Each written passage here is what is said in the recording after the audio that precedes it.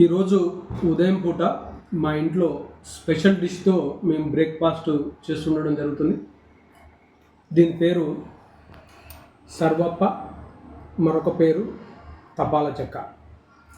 ఈ తపాల చెక్కలో మనం బియ్యం పిండి, అలాగే శనగపప్పు, నువ్వులు, రకరకాల ఈ ఆకుకూరలు దీంట్లో మిక్సింగ్ చేసి మనం ఈ తపాల చెక్కని తయారు చేసుకుంటాం. ఈ తపాల చెక్కలో మంచిగా గడ్డ పెరుగుతోటి కనుక మనం తింటే మంచి అద్భుతమైన ఆహారంగా దీన్ని తీసుకోవచ్చు.